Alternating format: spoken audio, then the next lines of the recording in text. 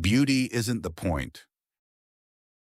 A painter's vision of non-objective art. Chapter 1. The painting that isn't of anything. Imagine walking through a museum. You pass room after room of oil portraits, stern dukes, quiet women holding letters, bowls of fruit slowly going soft in the light. Then you turn a corner into a smaller room, and the walls change character entirely. On one of them alone hangs a canvas that is, as far as you can tell, a black square painted on a white square. That's it. No hidden face in the brushwork, no clever trick of perspective, no small dog tucked into a corner to charm you. Just a black square, its edges slightly uneven, floating in a field of white. Something in you wants to laugh, or feel cheated, or turn to the stranger next to you and ask, half joking, "Wait, is this it?" Hold on to that reaction for a second, because it isn't a failure of taste, and it isn't a sign you're missing some secret password from art school. It's close to the exact reaction the painting was built to cause. This isn't a hypothetical. In December 1915, in a city then called Petrograd, a painter named Kazimir Malevich hung a canvas very much like this one, now known simply as Black Square, in an exhibition with the odd title 0.10. He didn't hang it at eye level, the way paintings normally go.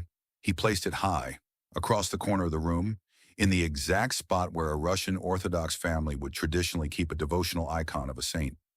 Visitors recognized the placement immediately, and plenty of them were furious. Others thought they were looking at the most important painting of their lives. Both reactions were, in their own way, correct. Figure 1.1. Kazimir Malevich, Black Square, 1915. See list of illustrations for source and rights notes. So what actually makes something like this non-objective, and why does that slightly clunky word matter? Start with the word itself. Non-objective doesn't mean impartial or unbiased, the way objective usually gets used in everyday speech. It comes from an older, more literal sense of object. A thing, a person, a chair, a mountain, a bowl of fruit.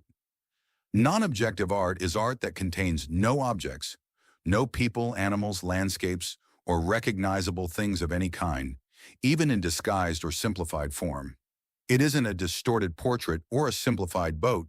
There was never a boat to begin with. That puts this kind of art in a strange position compared to almost everything painted before the 20th century. A portrait represents a person. A landscape represents a view. Even a painting you'd call weird or surreal is usually still built from recognizable things, melting clocks, floating eyes, pushed into odd combinations. Non-objective art refuses that whole game.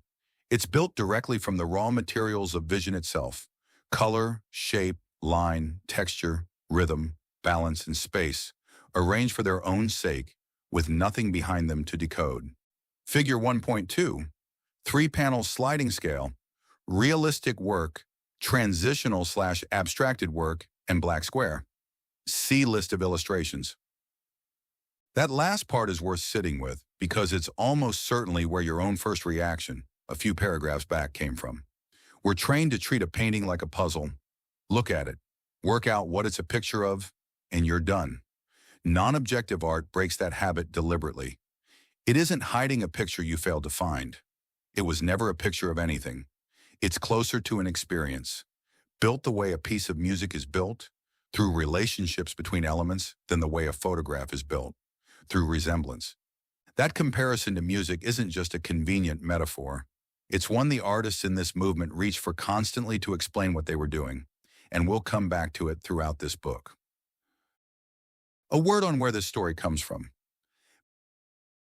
Malevich called his new approach suprematism, a name drawn from the idea that pure feeling, expressed through the most basic shapes and colors, was supreme, standing above any attempt to depict how the world merely looks. He first set out the idea in a pamphlet released alongside that 1915 exhibition, then returned to it more fully in 1927, in a short book eventually translated into English as The Non-Objective World. That book wasn't published in Russia. By the late 1920s, the political climate there had turned hard against this kind of work. It appeared instead in Germany, as one of a series of teaching texts put out by the Bauhaus, the influential design school of the era. Malevich had traveled to Germany that year and arranged the book's publication directly with the school's founder, Walter Gropius. The specific English phrase non-objective has its own separate history, worth knowing since it's the term this book leans on throughout. It was championed in the United States by Hilla Rebay, a painter and curator who convinced the collector Solomon R. Guggenheim to build a collection around this kind of work, much of it by Wassily Kandinsky, the artist you'll meet properly in the next chapter. In June 1939, Rebay opened a gallery in New York that she named, quite directly, the Museum of Non-Objective Painting. 2 decades later, after Rebay had moved on and a new spiral-shaped building designed by Frank Lloyd Wright had opened on Fifth Avenue, that same institution took on a different name, the Solomon R. Guggenheim Museum. A quick note on how this book will handle history from here on, because it matters every chapter. The facts above, dates, places, who published what and when, are established and checkable. Why Malevich chose that particular corner and exactly what he meant by it is closer to informed interpretation. Malevich leaned into the religious echo himself. He is recorded as having called the square itself a bare icon without a frame. But historians still debate how literally to take that comparison, and this book will try to flag that difference, settled fact versus reading of the fact, every time it comes up. An everyday way in. Think of the last time an instrumental piece of music, no words, no title you recognized, changed your mood before you understood why. Maybe a low, slow cello line made a room feel heavier. Maybe a fast, bright run of notes made you want to move. The music wasn't about anything, the way a news report is about something. It didn't need to represent a story for you to feel it working on you. It worked directly through pitch, rhythm, and volume. The same way a smell can put you back in a specific kitchen from childhood before you've consciously remembered anything at all. Non-objective painting asks to be met the same way. Not what is this a picture of, but what is this doing to me right now through color and shape alone? You've likely felt a milder version of this without ever calling it art. The particular calm of a bookshelf organized by color instead of by subject. The small jolt of a red traffic light against wet gray pavement at night. The almost hypnotic pull of watching light move across the surface of water, not because the water means something, but because the pattern itself is doing something to your attention.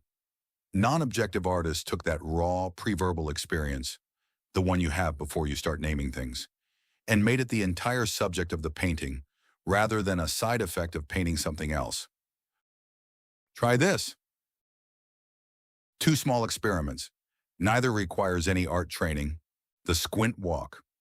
Next time you're outside, give yourself 5 uninterrupted minutes to look at your surroundings, purely as color and shape, ignoring what things are. Let your eyes soften slightly so outlines blur a little. Ask yourself, is there a color relationship nearby that feels tense? One that feels restful? A rhythm in a row of railings, windows, or parked cars? You're not hunting for anything conventionally beautiful. You're practicing the exact kind of attention non-objective art rewards. 3 shapes, 1 feeling. Take a blank sheet of paper, using only 3 colors and 3 simple shapes, no letters, no faces, nothing recognizable. Try to produce 1 specific feeling.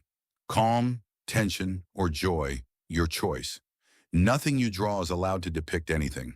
Placement, size, and color are all you have. This is a rough, low-stakes version of the exact problem Malevich and his contemporaries set for themselves, and it's the fastest way to feel, rather than just read about, why their choices were harder than they look. Where people get stuck. 3 reactions come up often enough to name early. There's no skill in this. My kid could do it. Maybe. But ask that child to make the exact same square, at the exact same size and weight and position, and have it move a room full of strangers 100 years later. What looks like a simple decision is usually the one surviving choice among dozens of rejected ones. Arguably more true here than in almost any other kind of art, precisely because there's nowhere to hide a weak decision behind a recognizable subject. Chapter 7 takes this on properly. It doesn't mean anything. Not in the sense that a sentence or a photograph means something, by pointing at a fact in the world, but meaning as message isn't the only thing art can do. A minor chord doesn't mean anything in that sense either, and no one argues music is empty because of it. It's a joke or a trick played on the public. This reaction is almost as old as the paintings themselves, and it deserves a real answer instead of a dismissive one, which is exactly what Chapter 7 is for. The short version: non-objective art contains no people, objects, or scenes of any kind. Not simplified, not hidden, not disguised. The absence is deliberate, not accidental. It isn't a puzzle with a hidden picture to decode. It's built to be experienced directly, closer to how music works than how photography works. Non-objective literally means containing no objects, not meaningless or neutral. The term has its own specific checkable history, from Malevich's writing in Russia and Germany to Hilla Ribe's Museum of Non-Objective Painting in New York, which later became the Guggenheim. Confusion on first contact with this kind of work is the normal, expected reaction, not a sign you're missing specialized art history knowledge. One thing to sit with. Before you move on, can you recall a moment when a color, a sound, or a texture changed your mood before you had any words ready to explain why? What was it, and what do you think it was actually doing to you? Sources for this chapter: Kazimir Malevich, The Non-Objective World, Bauhaus Bücher 11, 1927, German title Die Gegenstandslose Welt, for Suprematism's Founding Ideas. Historical detail on the 1915 0.10 exhibition and the icon corner placement of Black Square draws on Tate's published curatorial research and the State Russian Museum's catalog notes. Detail on Hilla Ribe and the Museum of Non-Objective Painting draws on the Solomon R. Guggenheim Museum's Historical Archive and the Metropolitan Museum of Art's Modern Art Index. Herschel B. Chips. Theories of modern art is used as general background on suprematism and the Russian avant-garde throughout this book. Chapter 2: The Great Unhitching. One evening in Munich, sometime in the years just after 1900, a painter named Wassily Kandinsky came home at dusk and walked into his studio. Something stopped him at the door. Leaning against the wall was a painting, not one he recognized, at least not right away. It glowed. The colors and shapes held together with an intensity he hadn't quite seen before, and for a moment he had no idea what he was looking at. Then he understood. It was one of his own paintings, propped on its side, so that whatever it had originally depicted was no longer readable as a thing. All that was left was color, shape, and light. And that, stripped of its subject, was one of the most powerful paintings he had ever seen, including, apparently, when it was the right way up. The next day, in full daylight, he tried to recreate the effect on purpose. He couldn't. As he told the story years later, in a short memoir he called Reminiscences, the moment the shapes resolved back into recognizable objects, something in the picture's power drained away. The objects themselves, he came to suspect, had been getting in the way. That's a strange thing for a painter to conclude. His entire training, like the training of nearly every serious painter for the previous 400 years, had been built around getting objects to look convincingly like themselves. And here he was, deciding that the more convincingly a painting depicted something, the less it was able to do whatever that sideways picture had just done to him. Kandinsky wasn't the only artist arriving at some version of this conclusion in the years around 1900 to 1915. He was one of several, working mostly without knowledge of one another in different cities for different reasons. To understand why so many serious, classically trained painters started asking the same unsettling question, does a painting actually need to look like something? It helps to look at what else was happening in the world at the same time. 4 things were happening at once, and none of them, by itself, would have been enough. Artists didn't abandon accurate representation because they got bored with it, lost the ability to do it, or wanted to provoke people for its own sake, though a few came to enjoy the provocation once it started working. They stepped away from it because, for the first time in centuries, several separate and unrelated developments were all quietly pointing in the same direction. That painting a convincing likeness of the visible world was no longer the most important job a painting could do. The first pressure was mechanical, and it's easy to underestimate today. By the second half of the 19th century, photography had become fast, cheap, and widely available. For most of recorded history, if you wanted an accurate, lasting image of a face or a view, a trained painter's hand was the only tool that could do it. Photography now did the same job, often faster, for a fraction of the cost. It didn't kill painting, but it quietly retired painting from a job it had held for centuries: professional likeness making. That left every serious painter facing some version of the same question. If a camera can do resemblance better than I can, what is painting actually for? The second pressure was technical, and it came from inside painting itself. In April 1904, an aging painter named Paul Cézanne, living quietly in the south of France, wrote a letter to a much younger painter, Émile Bernard, offering some advice. Nature, he suggested, could be understood as built from a handful of basic solid forms: the cylinder, the sphere, the cone, and a painting could be constructed with that underlying geometry in mind rather than copied. Stroke by stroke from surface appearance. Cézanne almost certainly didn't mean this as an instruction to abandon representation. He spent his life painting recognizable mountains, apples, and card players. But two younger painters in Paris, Pablo Picasso and Georges Braque, took the idea much further within a few years. Their cubist paintings of the early 1910s broke objects into overlapping geometric planes and showed several sides of the same object at once. A face from the front and the side simultaneously, for instance. The subject was usually still technically recognizable if you looked hard enough. But the single fixed viewpoint European painting had relied on since the Renaissance, the assumption that a picture is a window you look through from one spot at one moment, had been cracked open. Once painters saw that a canvas didn't have to obey that old rule, it became a much shorter step to ask why it needed to obey any rule borrowed from the visible world at all. The third pressure came from science, and it's more a matter of atmosphere than direct cause and effect. Worth flagging clearly, since it's closer to informed context than hard proof.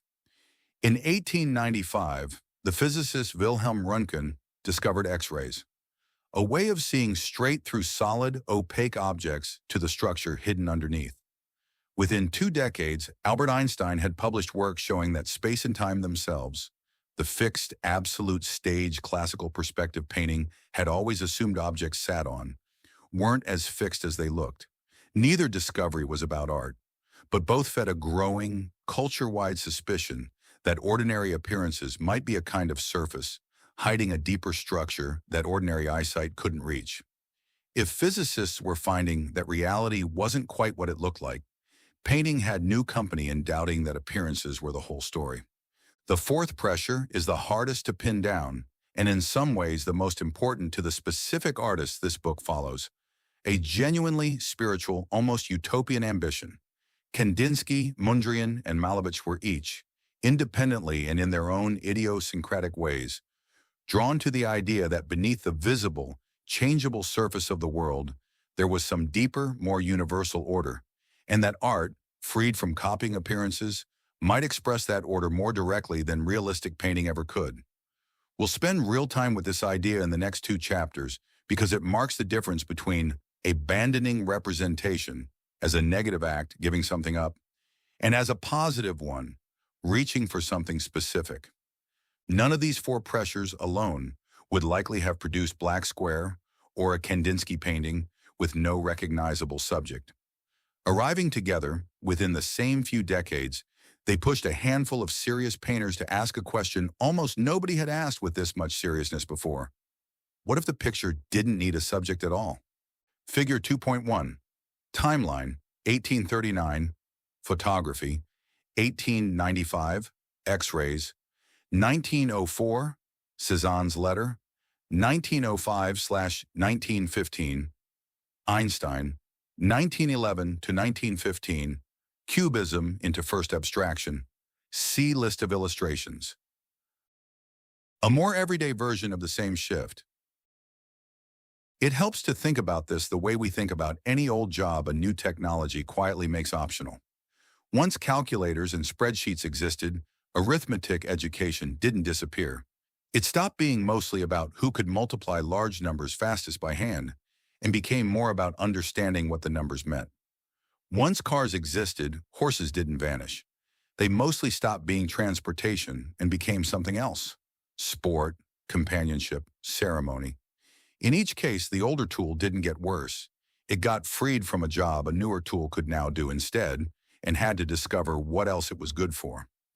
Painting went through the same shift, awkwardly and not without real resistance.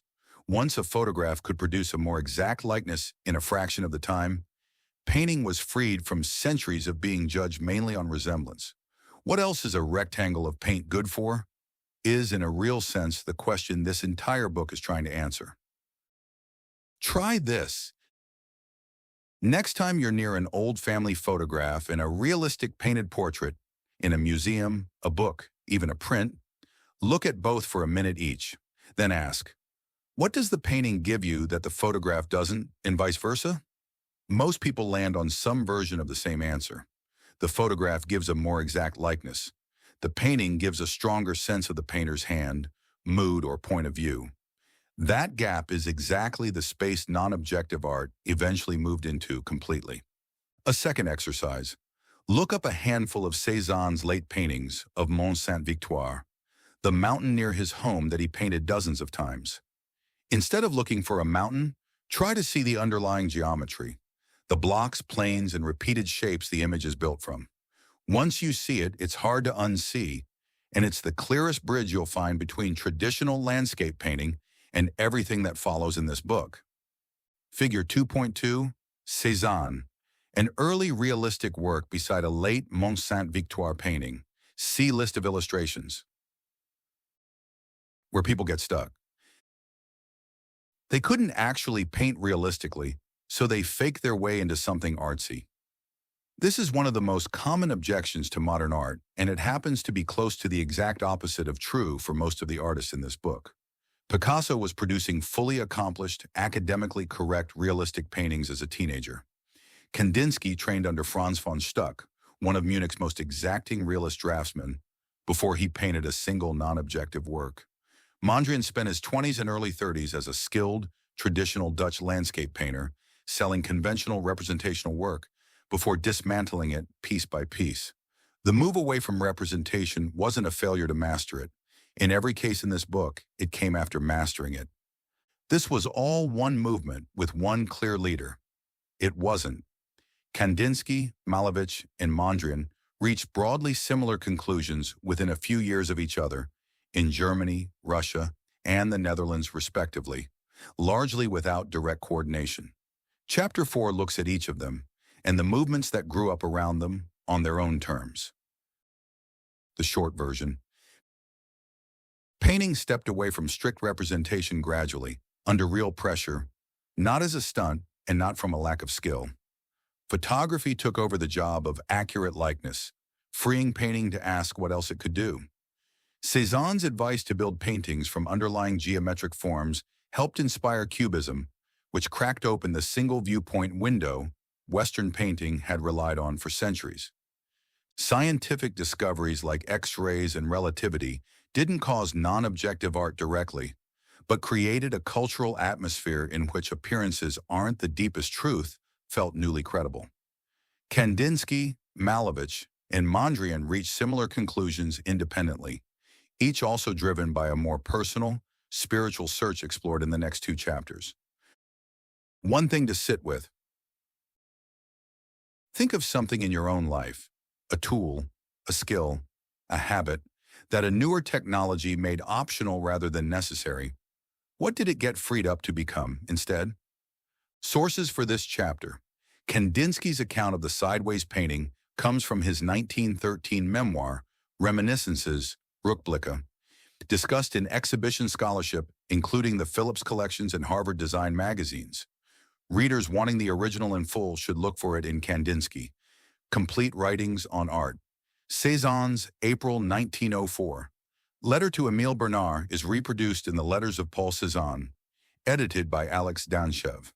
Background on Cubism's development out of Cézanne's example, and on the broader shift away from representation, draws on Herschel B. Chip's theories of modern art. Dates for Röntgen's discovery of X-rays, 1895, and Einstein's relativity papers, 1905-1915, are standard history of science facts, independent of the art history sources above. Chapter 3. Not the same thing. In 1908, a Dutch painter in his mid-30s named Piet Mondrian painted a tree. It's a real particular tree, bare branches spreading wide against a darkening sky, rendered in bold reds and blues, in a style closer to Van Gogh than to anything you'd later associate with Mondrian's name. Today the painting is usually called Red Tree, and if you didn't know what came next, you'd have no reason to think of it as anything but an unusually vivid landscape painting.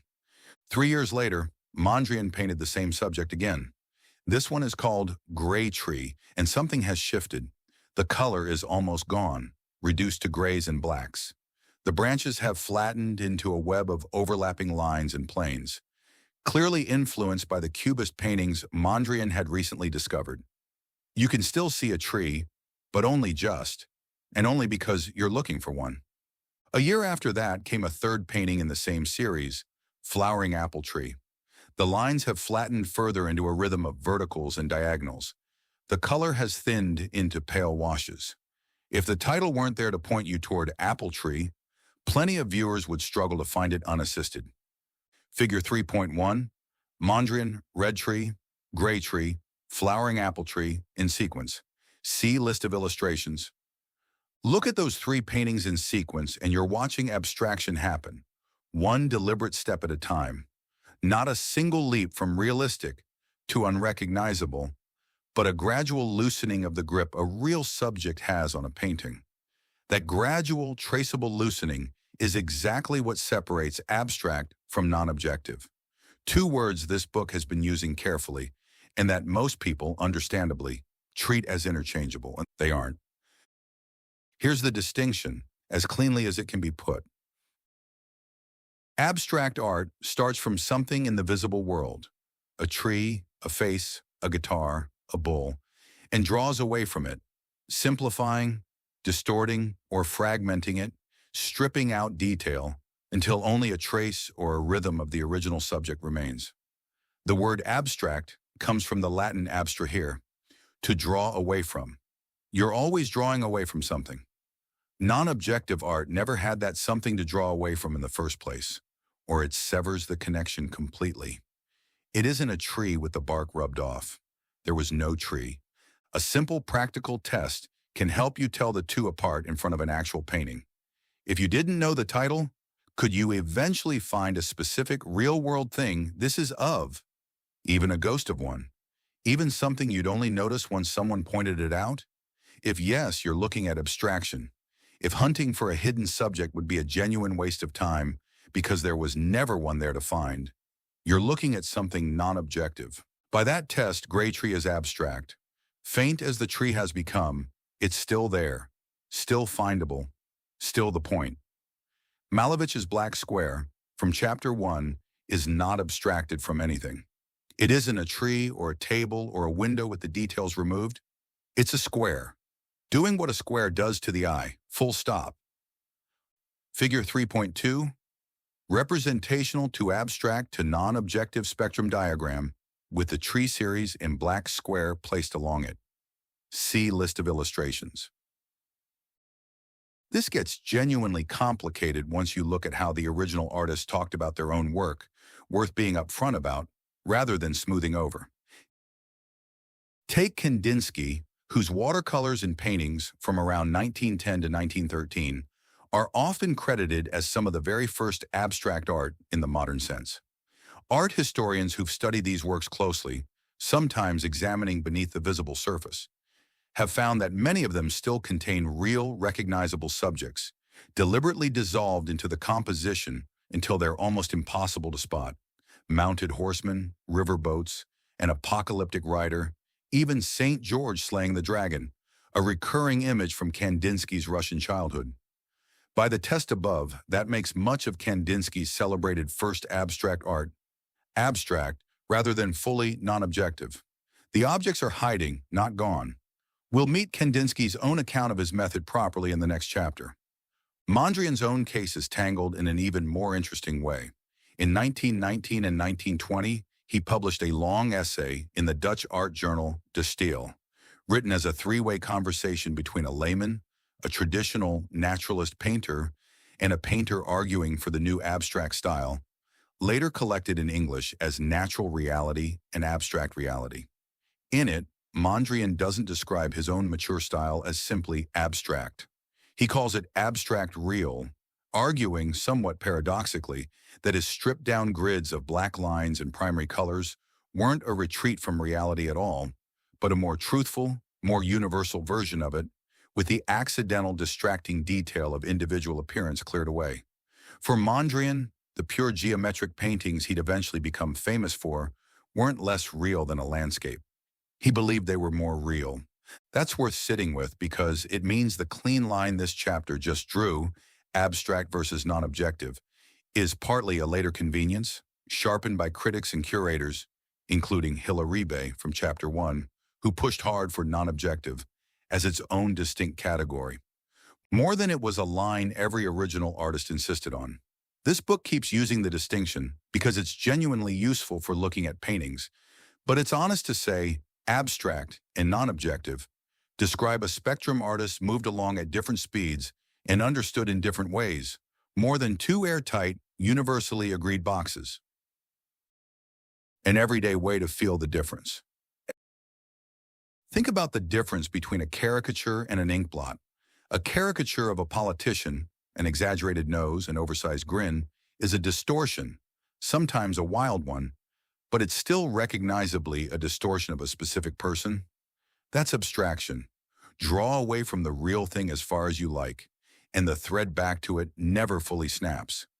An ink blot, on the other hand, was never a picture of anyone. If you see a face in it, that's your mind supplying the resemblance, not the ink. Abstract art is the caricature, taken further and further. Non-objective art is the ink blot, except that, unlike an ink blot, it isn't random. Every mark is a deliberate choice, arranged on purpose to do something to you without ever standing in for something else. Try this. Look up Mondrian's 3 tree paintings in order: red tree, gray tree, flowering apple tree, and view them side by side if you can. Find your own personal cutoff point, the exact painting where you stop being able to see a tree without the title's help. Everyone's cutoff lands in a slightly different place, and that's part of the point. Abstraction is a gradient, not a light switch. Then for contrast, look up one of Mondrian's grid paintings from the 1920s onward. Black lines and blocks of red, yellow, and blue, the image you may already picture when you hear his name. Ask the same question you asked of the trees. Is there a specific real thing hiding in here, waiting to be found? If the honest answer is no, you've crossed somewhere between 1912 and the 1920s, from abstract into non-objective, where people get stuck. Abstract and non-objective mean the same thing. Close, and even art historians use the words loosely at times, but the distinction here, traceable to something real versus never tied to anything, is worth holding on to because it explains how two paintings that look equally unrecognizable at first glance can be doing genuinely different things. The original artists all used these terms the way we do now. They didn't, and Mondrian's own abstract real is proof. Some of this vocabulary was sharpened after the fact by critics, curators, and, as the next chapter shows, museums and schools trying to organize this new kind of art for the public. That doesn't make the distinction false. It makes it, like most useful ideas in this book, something built up gradually rather than handed down complete. The short version: abstract art draws away from something real, a person, a tree, an object, and keeps drawing away, but the thread back to the original subject never fully breaks. Non-objective art never had a real-world subject to draw away from, or severes the connection completely. There's nothing hidden to find. A useful test. Could you eventually find a specific real thing this is of, even a faint one? Yes means abstract. No means non-objective. Much of Kandinsky's earliest abstract work hid real, recognizable subjects inside the composition, making it abstract rather than fully non-objective, by this book's definition.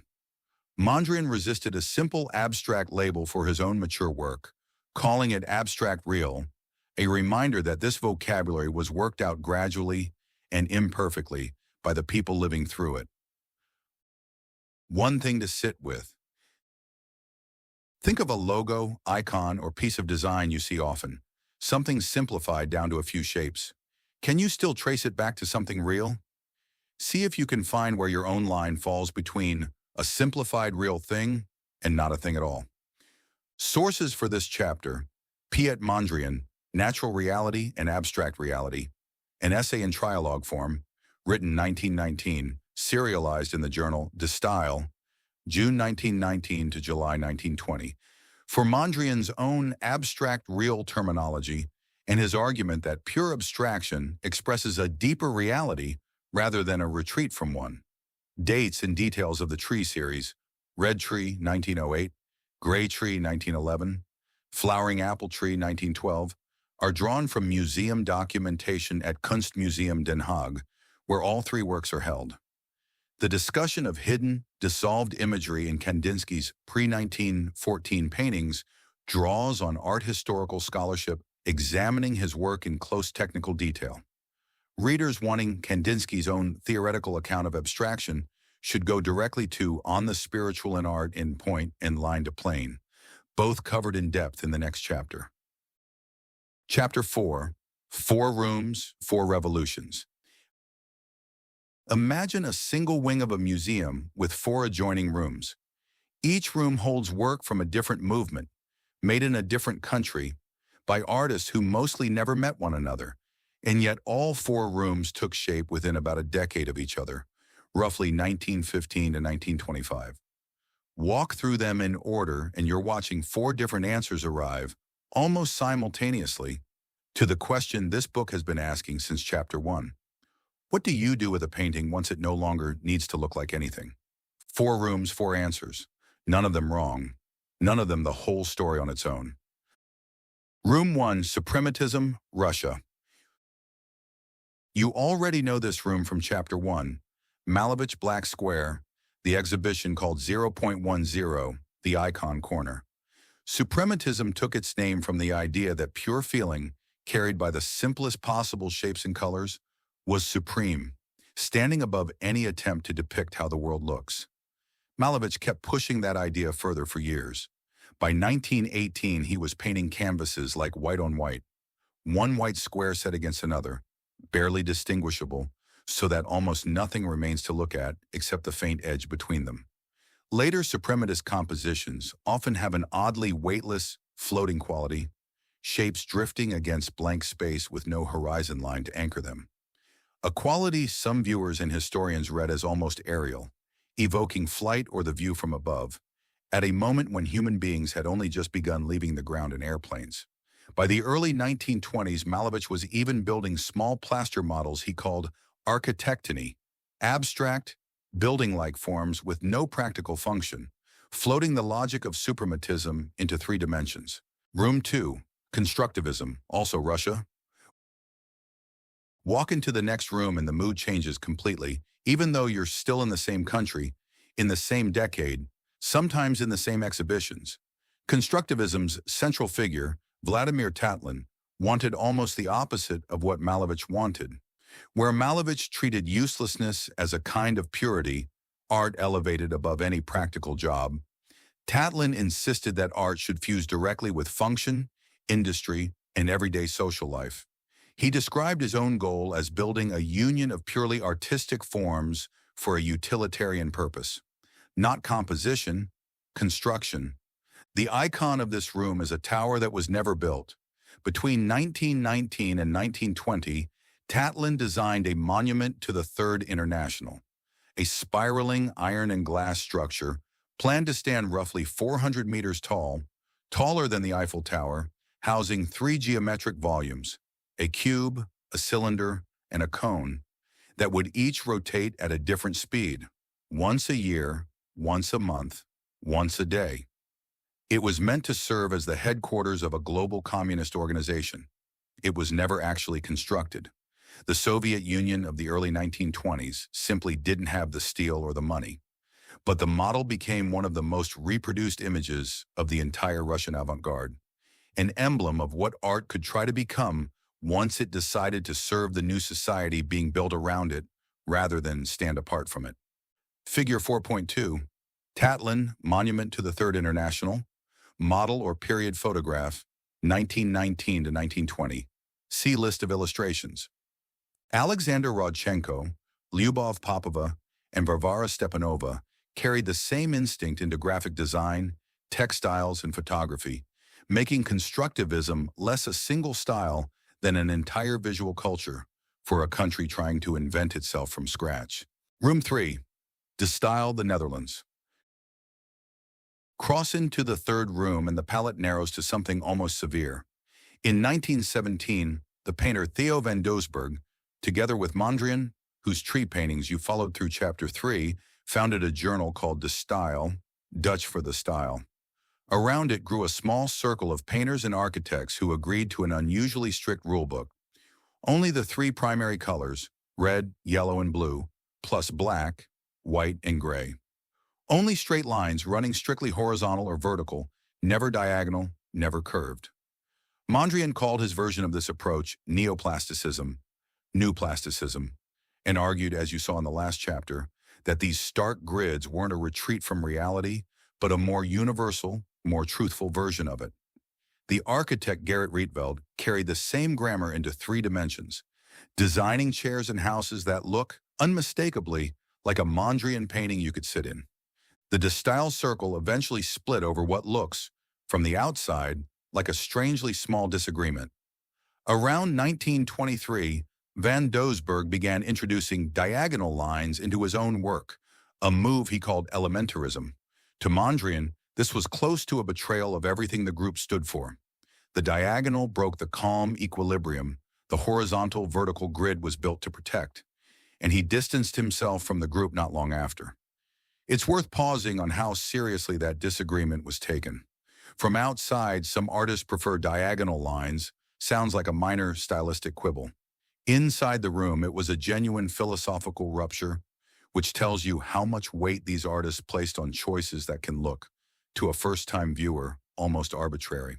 Room 4, the Bauhaus, Germany. The fourth room is different in kind from the other 3, because it isn't really a style at all. It's a school. Founded in 1919 in Weimar by the architect Walter Gropius, the Bauhaus set out to dissolve the old boundaries between fine art, craft, and industrial design, training painters, weavers, furniture makers, and architects side by side under one roof. Wassily Kandinsky joined the faculty in 1922 and taught a rigorous course on form and color. His teaching notes eventually became the book Point and Line to Plane. Paul Klee joined a year earlier, in 1921, and taught an equally rigorous, almost meditative course on how visual form comes into being, the source of his pedagogical sketchbook. A young student named Josef Albers arrived in 1920 and stayed on as a teacher of the school's foundational course.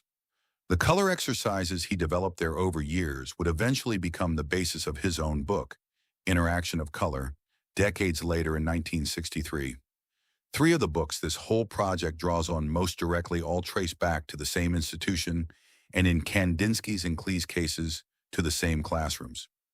The school itself kept moving under pressure from Weimar, 1919 to 1925, to Dessau, 1925 to 1932, to Berlin, 1932 to 1933, before its own leadership closed it in 1933, rather than continue operating under escalating harassment from the Nazi regime. That closure isn't a footnote, it's part of the same story as Room 1. Here is where the 4 rooms' histories converge in a way that's worth sitting with rather than rushing past. In the Soviet Union, Stalin's government spent the early 1930s making socialist realism the only officially acceptable artistic style. Anything else, including suprematism and constructivism, was condemned as bourgeois formalism, disconnected from the needs of ordinary working people.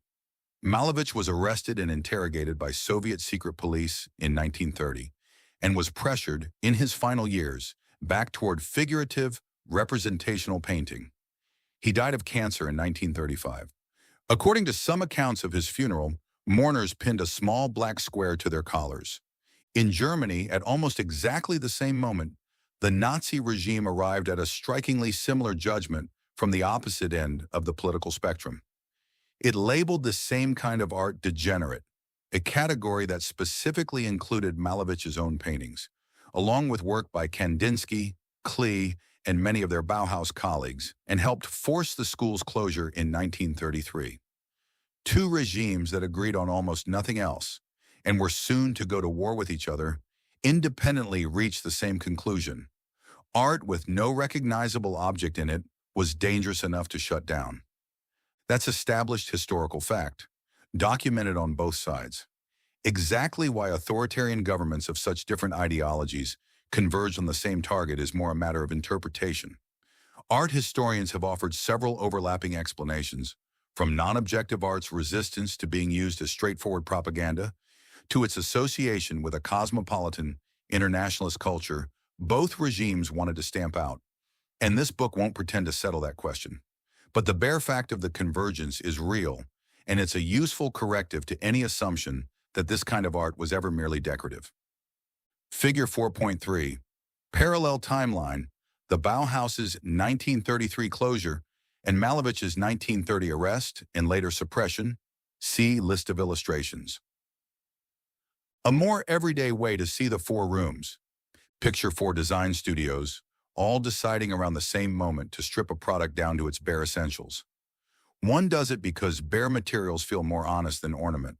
One does it because removing decoration cuts cost and speeds up manufacturing for people who need the product now.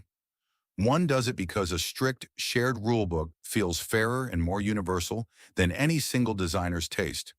One does it because they're building a school, and principles simple enough to teach to beginners turn out to look stripped down as a side effect. All four end up with something simpler than what came before. They end up there for four different reasons, and if you looked closely at each one, you could tell which reason produced which result. Try this. Figure 4.1, Gallery Wall Spread, one representative work each from suprematism, constructivism, to style, and the Bauhaus. See list of illustrations. Look up one representative image from each room. A suprematist composition by Malevich, a constructivist piece by Rodchenko or Tatlin, a grid painting by Mondrian or von Doesburg, and a Bauhaus-era work by Kandinsky or Klee. Before reading any caption, guess which room each one came from, using feel alone. Does it seem weightless and floating, mechanical and purposeful, gridded and rule-bound, or exploratory and almost diagrammatic? Then check your answers and notice which visual cues you were actually using. You'll likely find you already had a working sense of these four rooms before this chapter gave them names. Where people get stuck. This was all basically one big movement. Chapter 2 already flagged that these artists worked mostly without coordinating, but it's worth going further here. Suprematism and constructivism weren't just neighbors. They were rivals with opposed philosophies, arguing openly about whether art should serve any purpose at all.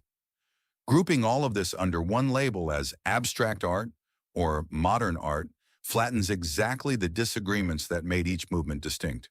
This art was politically safe or purely decorative. The opposite is closer to the truth. Both of the 20th century's most repressive regimes independently decided this art was dangerous enough to suppress. The short version. Four movements, suprematism, constructivism, de style, and the Bauhaus, took shape within about a decade of each other, in different countries, largely without direct coordination. Each represented a different reason for stepping away from the object: pure feeling, suprematism; social usefulness, constructivism; universal rule-bound order, de style; or teachable design principle, the Bauhaus. Point and line to plane, pedagogical sketchbook, and interaction of color all trace back to the same institution, the Bauhaus, and in two cases to the same classrooms. Both Stalin's Soviet Union and Nazi Germany independently suppressed this kind of art in the early 1930s, for different official reasons, within a few years of each other. Recognizing which room a given work belongs to is less about memorizing labels than about noticing what problem the artist seems to be solving. One thing to sit with. Of the 4 reasons for stripping away the object, pure feeling, social usefulness, universal order, or teachable principle, which one pulls at you the most, and why? Figure 4.4, a 5th panel added to the gallery wall, one of the author's own paintings as a living continuation of the 4 rooms. See list of illustrations. Sources for this chapter: historical details on suprematism, including white-on-white and the architectony models, and on Malevich's 1930 arrest and later suppression, draw on museum and scholarly accounts including the Art Story, the State Russian Museum, and coverage of Tate Modern's Malevich retrospective. The detail regarding mourners at his funeral is reported in secondary accounts of that exhibition and should be treated as a documented anecdote rather than settled fact. Tatlin's quotation and details on the monument to the Third International are drawn from Camilla Gray's The Russian Experiment in Art and Museum Documentation. The Art Story, Wikipedia's sourced entry on Tatlin's Tower. De Style's founding 1917, its visual principles, and the 1923 split between Mondrian and Van Doesburg draw on Tate's and Britannica's entries on De Style. Bauhaus dates and faculty details draw on the Bauhaus Archive's own published chronology and the Metropolitan Museum of Art's history of the school. For Kandinsky's and Klee's own accounts of their teaching, go directly to Point and Line to Plane and Pedagogical Sketchbook. For Albers to Interaction of Color. General background on all 4 movements also draws on Herschel B. Chip's Theories of Modern Art. Chapter 5, The Vocabulary of Seeing. In a classroom at Black Mountain College, sometime in the 1940s, a precise German-born teacher named Josef Albers would walk in carrying an old suitcase crammed with scraps of colored paper, sheets scrounged from print shops, out-of-date catalogs, the kind of 5 and dime construction paper you might remember from a school supply closet. He'd set the suitcase down in the middle of the room and let his students dig through it. The assignment that followed sounds almost like a magic trick. Take 2 different colors and, using only what surrounds them, make them look identical. Or take a single color and, by placing it against 2 different backgrounds, make it look like 2 entirely different colors. Students who had never once questioned what a color really looked like would spend hours cutting tiny paper squares, nesting them against different backgrounds, watching the same orange shift from warm to sickly, the same gray flip from cool to warm, with nothing about the paper itself ever changing. Albers had been refining this exercise for years by the time he moved on to Yale, where in 1963 he finally published it all as a book, Interaction of Color. Its argument, worth stating plainly, is that a color is almost never seen as it actually physically is, only ever as it appears next to whatever surrounds it. As Albers put it, in a line worth remembering, this fact makes color the most relative medium in art. Figure 5.1. Albers' style demonstration, the same color swatch against black and against white. See list of illustrations. That single idea is a good place to start a chapter about why color, line, and the other formal elements of a painting matter, because it immediately complicates the more common, more intuitive belief most people carry around, that colors have fixed, built-in meanings. Red means passion, blue means calm. Everyone half believes some version of this, and, as you're about to see, one of the most important thinkers in this book's story believes something close to it, passionately, systematically, and in more detail than almost anyone before him. Kandinsky's Dictionary. In On the Spiritual in Art, Kandinsky proposed that color wasn't decoration at all, but a direct line to feeling, that a painter arranging color and form was doing something closer to what a musician does with sound than what a photographer does with light. He built an entire detailed system around this belief. Yellow, in his account, was bright, unstable, almost aggressive, a color that seemed to spread outward and unsettle the eye, which he associated with an earthly, disturbing energy. Blue did close to the opposite. It drew inward, toward its own center, deepening toward black, carrying a spiritual contemplative quality he linked to calm and depth. Red sat between the two, warm and full of energy, like yellow, but contained and stable rather than spreading. He extended the same instinct to shape. He came to associate the sharp instability of yellow with the triangle, the calm enclosure of blue with the circle, and red's grounded energy with the square. Figure 5.2. Kandinsky's color-shaped pairings, yellow/triangle, blue/circle, red/square. See list of illustrations. Kandinsky called the force behind all of this inner necessity, his term for the idea that a true artist chooses color and form not by convention or decoration, but because some inner emotional or spiritual truth demands that particular color, that particular shape, and no other. It's a genuinely useful idea to hold on to for the rest of this book. The elements in a non-objective painting aren't arranged at random or for prettiness. In the artist's own telling, each choice is answering to something. Here's the honest complication, though, and it matters. Later researchers who tried to test Kandinsky's specific color-emotion pairings under controlled conditions have not been able to reliably reproduce them across different viewers. Some historians connect the vividness of Kandinsky's system to his own apparent synesthesia, a neurological trait in which the senses cross wires so that hearing music might genuinely trigger the experience of seeing color. If that's right, Kandinsky may have been describing something real and intensely felt, just not necessarily something universal. This book keeps returning to his color and line theories because they were extraordinarily influential and because they still describe something many people recognize in their own reactions to color.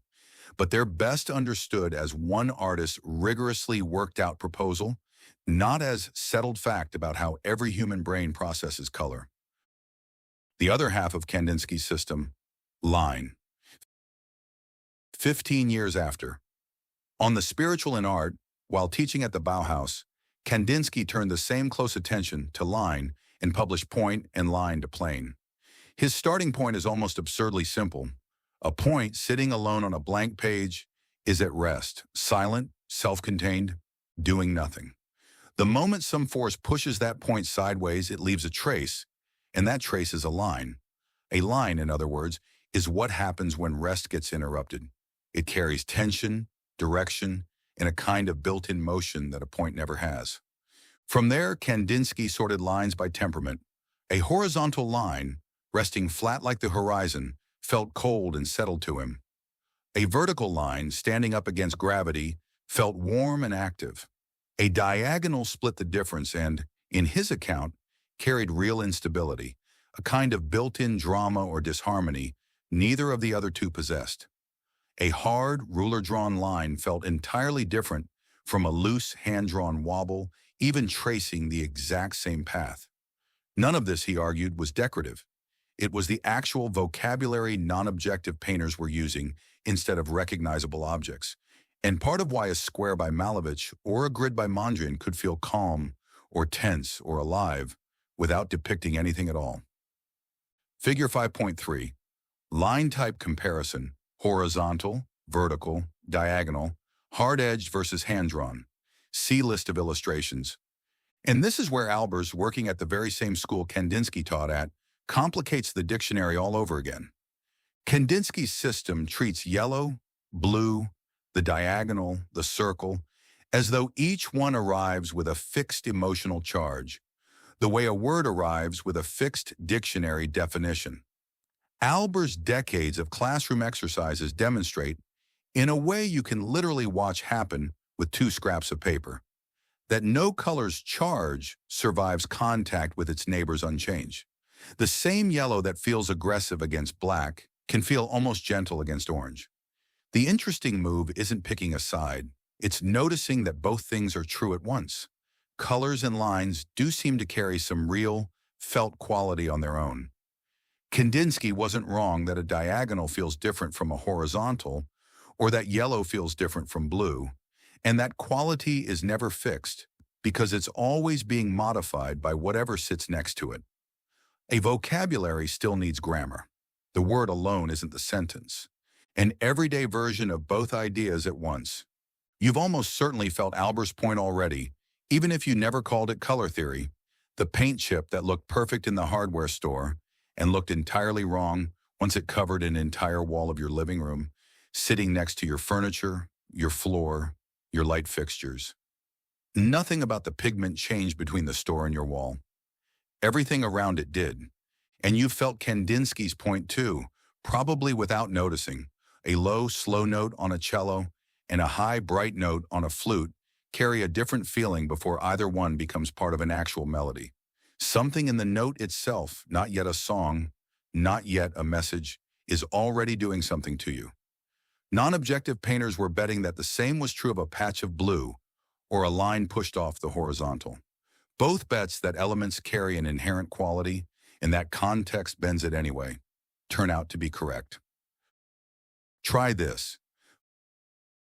Find two small scraps of the exact same color, paint chips, colored paper, even two identical items of clothing, and place one against a black background and the other against a white one. Look at both for a full minute. Most people find the same color now looks like two different shades, sometimes dramatically so. Then try Kandinsky's version. Draw the same simple triangle twice, once with a hard ruler straight edge, and once as a loose, wobbly freehand. Sketch. Notice how different the feeling of an identical shape can be, based only on the character of the line that made it. Where people get stuck. Kandinsky basically proved what colors mean, and that's just established fact now. Not quite.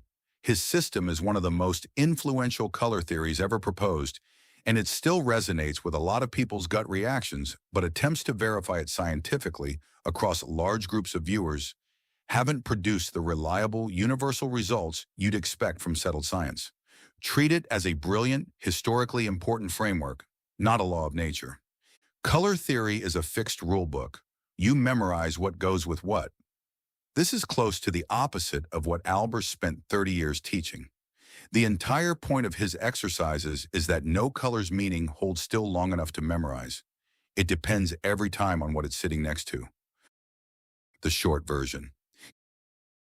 Kandinsky argued that color and line each carry their own emotional temperature: yellow unstable and earthly, blue calm and spiritual, horizontals cold, verticals warm, diagonals unstable, driven by what he called inner necessity. Later attempts to scientifically verify Kandinsky's specific color-emotion pairings haven't reliably replicated them. His system is best treated as a hugely influential proposal, not settled fact. Josef Albers, teaching for decades at the Bauhaus Black Mountain College and Yale, demonstrated that color has no fixed appearance at all, only a relative one, shaped entirely by its surroundings. Both ideas can be true together. Elements carry some inherent felt quality, and that quality is always being modified by context. A vocabulary still needs grammar. This tension, is meaning built into the element or built entirely from context, will come up again in the next chapter, applied to shape, rhythm, balance, and space. One thing to sit with. Next time you choose a paint color, an outfit, or even a font on a page, notice, are you reacting to the color or shape itself, or to how it sits against everything around it? See if you can catch the moment your eye does one or the other. Sources for this chapter: Wassily Kandinsky on the spiritual in art, for the color-emotion system and the concept of inner necessity, and Point and Line to Plane for the theory of point, line, and tension, developed while Kandinsky taught at the Bauhaus. Josef Albers, Interaction of Color for the theory and exercises demonstrating color's relativity, developed over roughly 30 years of teaching at the Bauhaus, Black Mountain College, and Yale University. The note on the difficulty of experimentally replicating Kandinsky's specific color-emotion associations and on his likely synesthesia draws on discussion among Kandinsky scholars and color perception researchers. Readers wanting the primary sources for verification should go directly to Kandinsky's two books above. Chapter 6, The Grammar of Seeing. When Paul Klee stood in front of his first class at the Bauhaus in the early 1920s, he didn't start with color or composition or any of the grand spiritual claims Kandinsky liked to open with. He started with a single dot sitting still on a blank page. Then he asked his students to imagine setting it in motion. The book that eventually grew out of those lectures, the pedagogical sketchbook, opens with a description of exactly that. An active line on a walk, moving freely without goal. Everything else in the book, structure, rhythm, balance, the tension between floating and falling, grows out of that one small, almost childlike premise. A line is just a point that decided to go somewhere. Chapter 5 looked at color and line through the lens of two people who disagreed about how fixed their meaning really is. This chapter turns to 4 more elements from the same toolkit: shape, rhythm, balance, and space. And the same tension shows up again and again. Each element seems to carry some inherent felt quality, and each one is also constantly being reshaped by its context. Shape, or what a form seems to remember. You already met Kandinsky's pairing of shapes with colors in the last chapter: triangle with yellow, circle with blue, square with red.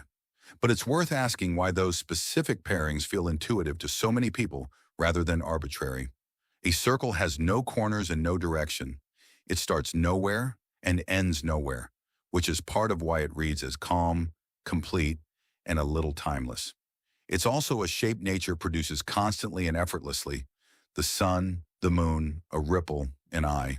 So it carries a faint memory of the natural world even inside a painting that refuses to depict anything. A triangle, by contrast, is built entirely out of sharp vertices that seem to point somewhere, which is part of why it reads as tense, directional, almost aggressive, the way Kandinsky described yellow. A square sits apart from both. Nature rarely produces a perfect square on its own. Right angles and equal sides are, overwhelmingly, a human invention, the mark of something built rather than grown. That may be exactly why Malevich reached for the square as suprematism's founding shape back in Chapter 1. Of the 3 basic forms, it's the one with the least connection to anything you'd find outdoors, and therefore the cleanest possible break from a painting tradition built entirely around depicting the natural and human world. Figure 6.1.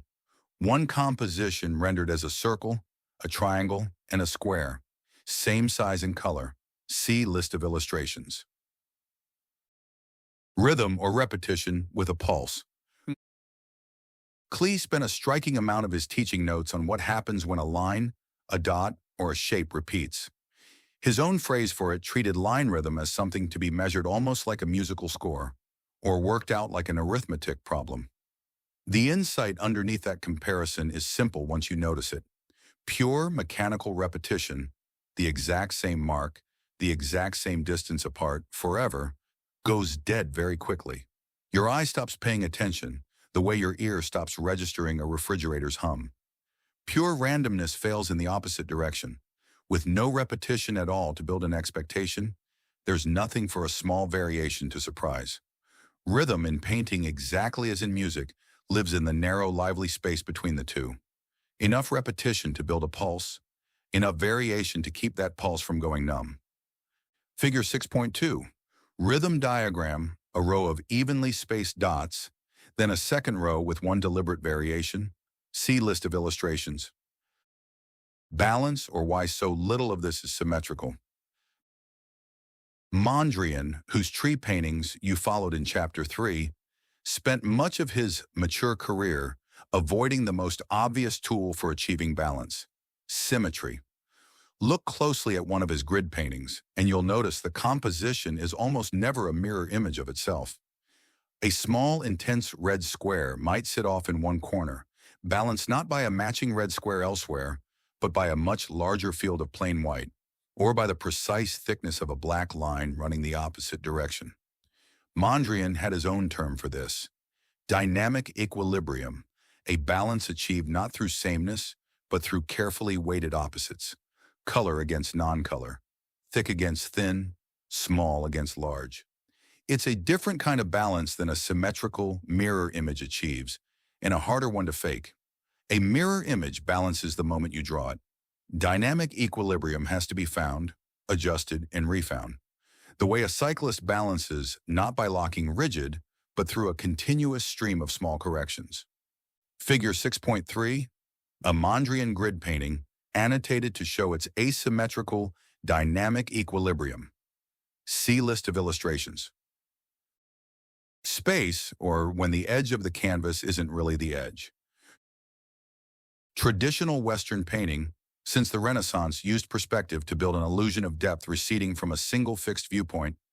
The window this book mentioned back in Chapter 2, the one Cubism first cracked open.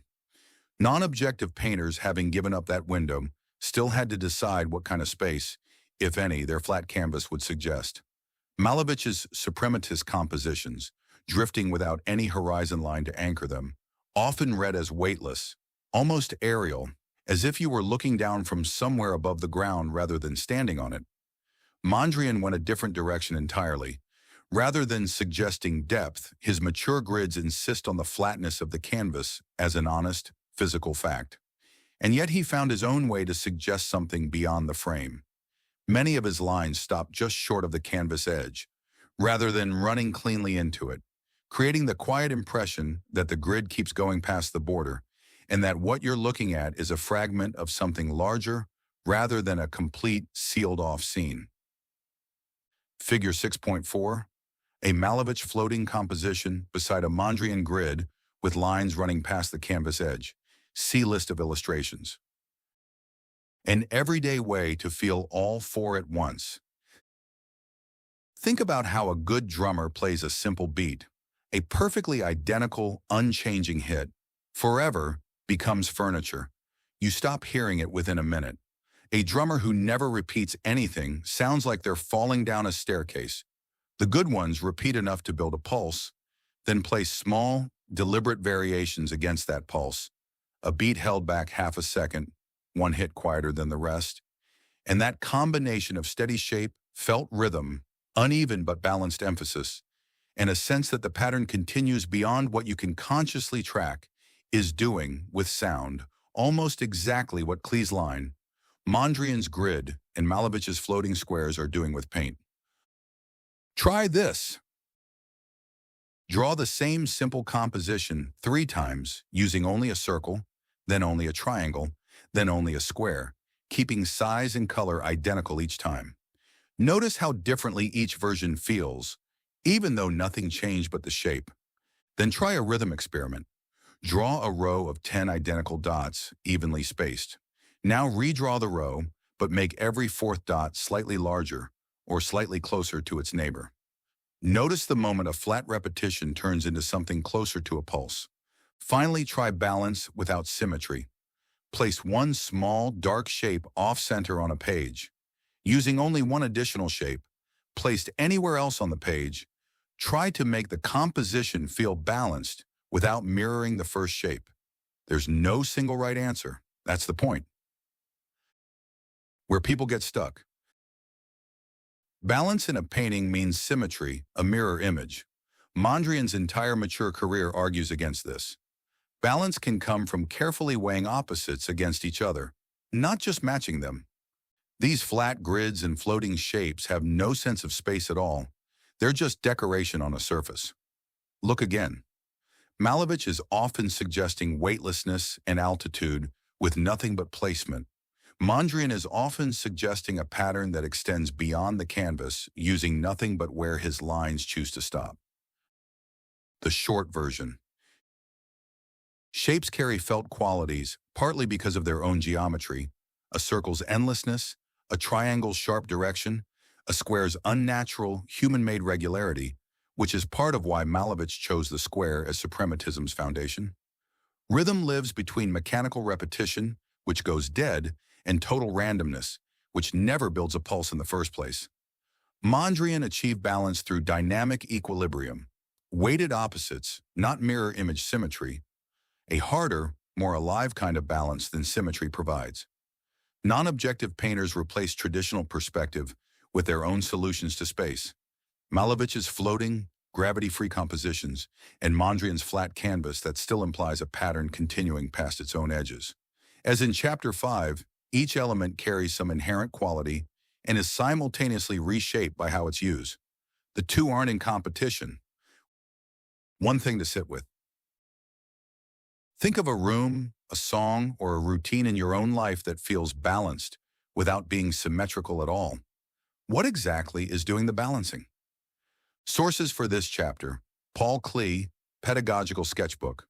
For the theory of active line, structure, and rhythm, developed during his years teaching at the Bauhaus, 1921 to 1931. Wassily Kandinsky, Point and Line to Plane, for the treatment of the basic plane in pictorial space. Piet Mondrian's concept of dynamic equilibrium and his rejection of symmetry are documented across his De Style-era writings and discussed in secondary scholarship on neoplasticism. Readers wanting his own words should return to natural reality and abstract reality, introduced in Chapter 3. Malevich's choice of the square as a foundational, non-natural form connects to material in Chapters 1 and 4. Readers wanting a fuller treatment should consult John Milner's Kazimir Malevich and the Art of Geometry. Chapter 7. Why We Flinch.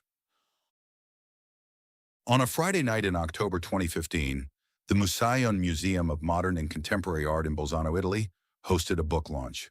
The next morning, a member of the cleaning staff walked into one of the exhibition rooms and found what looked, unmistakably, like the aftermath of a party that had gotten out of hand. Empty champagne bottles, scattered confetti, cigarette butts, crumpled clothing strewn across the floor. She did what any conscientious cleaner would do. She tidied it up, sorted it carefully into the recycling, and moved on to the next room. What she'd actually just dismantled was an artwork. The scattered debris was an installation by the artists Sarah Goldschmied and Eleonora Chiari, titled "Where Shall We Go Dancing Tonight?", deliberately arranged to evoke the hedonism of 1980s Italy. The museum recovered most of the pieces from the recycling bins, all but 30 champagne bottles, and reassembled the work. One well-known Italian art critic asked for comment, sided with the cleaner without hesitation. If she thought it was rubbish, he said, it means it was. Figure 7.1, optional. Documentary photograph of the Museion Bolzano installation, or its aftermath, 2015. See list of illustrations. It's worth being precise about what this story is and isn't. An installation built from real party debris is a different kind of artistic move than a non-objective painting, closer to representation, even if what it represents is a mess rather than a mountain. But the reaction it produced is exactly the reaction this book has been circling since its very first page. When you were asked to imagine standing in front of Black Square and wondering, half joking, wait, is this it? Faced with nothing recognizable and no obvious sign that skill or intention went into what they're looking at, something in a viewer reaches almost instantly for the same conclusion. This isn't art. This is a mistake, or a mess, or a joke at my expense. That reaction deserves better than a dismissive rebuttal because it turns out to be remarkably well understood and remarkably well earned by how minds actually judge quality when they don't have much else to go on. The heuristic doing the work. In 2004, the psychologist Justin Kruger and colleagues ran a simple, elegant experiment. They showed people poems, paintings, and even a suit of armor, telling different groups of participants different things about how much time and effort had supposedly gone into making each one. The object itself never changed, only the claimed effort did. Every time participants who believed more effort had gone into a piece rated it as higher quality, more valuable, and more likable, even though they were looking at the exact same object as everyone else. Researchers called this the effort heuristic. Lacking a reliable way to judge quality directly, people quietly substitute an easier question, how much work does this look like it took? And answer that instead. Here's the detail that matters most for this book. The same research found the effort heuristic gets stronger, not weaker, exactly when an object's quality is hard to judge on its own terms. A realistic portrait offers a built-in check. Does it look like the person? A landscape offers another. Does it look like the place? Those checks give you other evidence to weigh, which limits how much the effort heuristic can dominate the judgment on its own. A black square or a grid of colored rectangles offers no such check. There's no correct way it's supposed to look, nothing to confirm or deny against reality, precisely the condition under which this research suggests people lean hardest on a rough visual guess about effort. And a simple square, however much revision actually produced it, does not visually announce that effort the way a hyper-detailed realistic painting does. It's worth being honest about this research's limits, too, in keeping with this book's own rule about separating fact from interpretation. A 2023 attempt to directly replicate Kruger's original experiments got mixed results. One part of the study held up under a new sample, another part didn't. The effort heuristic isn't a mechanical law firing identically every time, but the core idea that people lean on apparent effort as a stand-in for quality, especially when they have no other way to judge, remains one of the better supported explanations available for both the museum cleaner's reaction and the one this book asked you to notice in yourself back in Chapter 1. This isn't a modern problem, and it isn't a sign of declining sophistication. You already know that plenty of visitors to Malevich's 1915 exhibition were furious rather than curious. The reaction this chapter describes isn't evidence that today's audiences have grown less capable of appreciating art than audiences a century ago. If anything, it's evidence of the opposite. This has been a remarkably stable, predictable response for well over 100 years, present at the very first non-objective exhibition and still present at gallery openings today. The same mechanism helps explain a second, related complaint this book hasn't directly addressed yet: outrage over price. Paintings that look, to an untrained eye, like almost no effort went into them, regularly sell at auction for tens of millions of dollars, and that gap between looks simple and costs a fortune is precisely the gap the effort heuristic predicts will feel wrong. If your main tool for judging value is a rough guess about how much work something took, and the work in front of you looks like an afternoon's effort, an enormous price tag doesn't just seem surprising. It reads as proof of a con, an everyday version of the same mistake. You've felt this outside any museum. A well-designed piece of furniture, or a phone, or a kitchen tool, stripped down to a few clean lines and a single material, provokes the identical complaint. Why does this cost so much? It's basically just a plain box. The complaint misses exactly what the cleaner missed. Getting an object down to a few clean lines usually takes far more revision and far more discarded attempts than one more decorative flourish would have. Working simplicity is rarely the easy option. It's usually the expensive one, in time if not always in money. The same point Chapter 1 made about a simple square being the one surviving choice among dozens of rejected ones. Try this. Next time you catch yourself thinking, "There's no skill in this," about a piece of non-objective art, try treating that thought as a hypothesis rather than a conclusion. Ask what evidence would actually tell you how much effort went into it. Using the tools from Chapters 5 and 6, look at the specific color relationships, the exact placement of a line, a balance achieved without symmetry, before deciding the answer is none. You may still end up thinking a particular piece doesn't work, but you'll be judging the object instead of outsourcing the judgment to a snap guess about effort. Where people get stuck. If people were furious when it was first shown, that proves it was bad. History cuts both ways here. Public fury at a work's debut has accompanied plenty of pieces now considered masterpieces, and plenty now entirely forgotten. It measures how much a work violated expectations, not whether the violation was worth it. If I can't tell how much effort went into it, that proves there wasn't any. This is the effort heuristic operating exactly as the research describes, mistaking your own uncertainty for evidence about the object in front of you. The short version. People aren't wrong to notice that non-objective art gives them little to check quality against. That observation is accurate. The unreliable leap is going from there straight to, so there was no effort.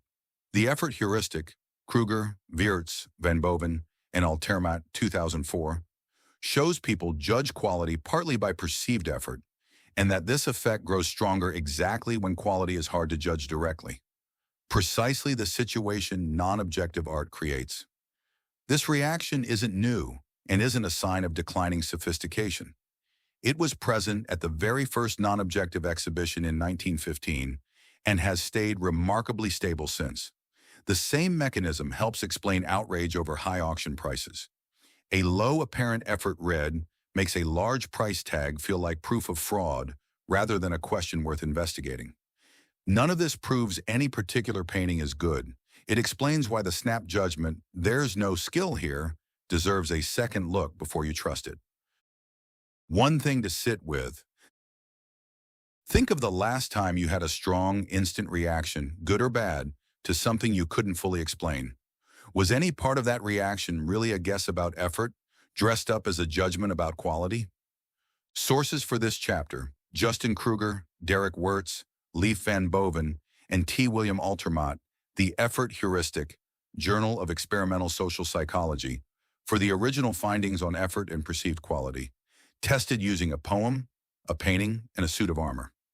For the honest caveat on replication, see the 2023 study in Calabria. Psychology reporting mixed results across 2 replication attempts. Details of the October 2015 Museum Bolzano incident, including the critic's quoted remark, are drawn from contemporaneous reporting by NBC News, NPR, and ArtNet News. Chapter 8, Learning to Look. In 2001, 2 researchers named Jeffrey Smith and Lisa Smith set up shop at the Metropolitan Museum of Art in New York and quietly timed how long visitors actually spent in front of individual works of art. The answer, on average, was 27.2 seconds. The median, the point where half of all visits were shorter and half longer, was just 17 seconds.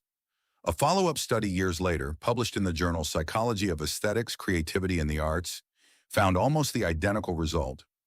Whatever museum you pictured while reading that number, the real figure is probably lower than you'd have guessed.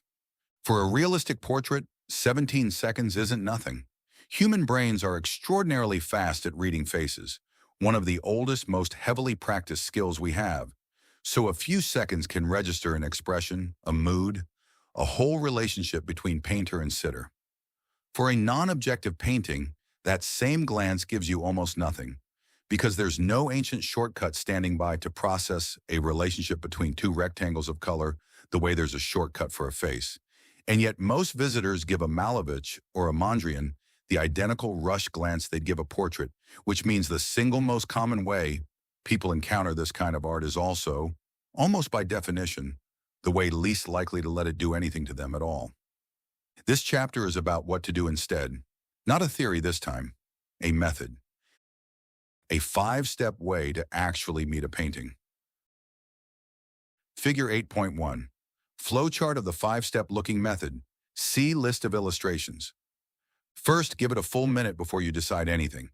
That's roughly triple the museum average, and it will feel the first few times almost uncomfortably long. Set a timer if it helps. The goal isn't endurance for its own sake. It's simply refusing to let the first 2 or 3 seconds, which is all most viewing amounts to, stand in for the whole encounter. Second, let your eye move before your mind starts labeling. Notice where your eye lands first. Notice where it goes next and next after that. Don't force a path. Just notice the one that's already happening. Chapters 5 and 6 spent real time on how rhythm and balance are built to guide an eye somewhere specific. This step is simply catching that guidance in the act, on your own eye, in real time. Third, ask what this is doing to you before you ask what it means. This is the question Chapter 1 opened with, and it's worth returning to deliberately, on purpose, every time. Not what is this a picture of, but what is happening in me right now looking at it. Calm, tension, irritation, a strange pull toward one corner of the canvas. All of that is real information, not a distraction from the real experience you're supposed to be having instead. Fourth, find the one relationship doing the most work. Strong, non-objective compositions are rarely doing 20 things at once. Usually there's a single dominant tension driving the whole effect. One color against its loudest opposite, one shape breaking an otherwise steady pattern, a small dark mark balancing a large pale field. Hunting for that one relationship is a little like finding the hook in a song. Once you hear it, the rest of the piece starts to make sense around it. Fifth, and only now, read the title in any wall text, if there is any. This is the step people usually do first, and it's worth deliberately doing last. Reading "This represents the artist's grief" before you've looked at anything tends to manufacture the feeling of grief, whether or not the painting itself produces it in you. The label does the work the paint was supposed to do. Read second. Confirms, complicates, or flatly contradicts what you already felt. And all three outcomes are useful. None of them mean you got it wrong. Where this 5-step habit actually came from, and why the order matters. The reversal in that last step, art first, label second, sits at the center of a small but real countercultural movement inside museums over the past 2 decades. In 2009, a consultant named Phil Terry founded what he called Slow Art Day, built around a simple, almost absurdly modest request: spend 10 uninterrupted minutes with a single work of art instead of a fraction of a minute with dozens. In the years since, thousands of Slow Art Day events have run on every inhabited continent, all pointed at the same stated goal: to help people discover, largely on their own, the plain enjoyment of actually looking at art rather than efficiently passing by it. There's a physical case for slowing down too, not just a philosophical one. A 2025 study out of King's College London found that people who spent real time with original artworks in a gallery showed measurably lower stress hormone levels afterward than people who looked at reproductions of the same works.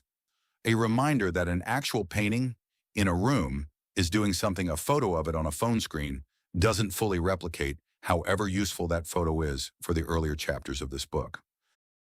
An everyday version of the same shift. Think about the difference between gulping a coffee and actually tasting one, swirling it, noticing where the bitterness sits against the acidity, letting the aftertaste finish before judging the whole cup. Nothing about the coffee changes between the gulp and the taste. What changes is how much of what's actually there you let yourself register. A non-objective painting rewards the same kind of deliberate slowing down that a wine taster or a coffee taster applies on purpose, and that most people, most of the time, skip by default, not because they lack the capacity for it, but because nobody ever told them a painting might need it too. Try this. Pick one non-objective painting, in a museum if you can, in a good reproduction if you can't, and run the 5 steps in order: a full minute of no judgment, noticing your eye's path, naming what it's doing to you before what it means, hunting for the one relationship doing the most work, and only then reading the title or label. Afterward, ask yourself honestly whether the label changed, confirmed, or contradicted what you'd already felt. All three are a successful use of the method. Where people get stuck. If I don't feel anything, I must be doing it wrong. Not every painting will move every viewer, and this method doesn't promise that it will. Its job is to give a piece a fair hearing, not to guarantee a verdict in its favor.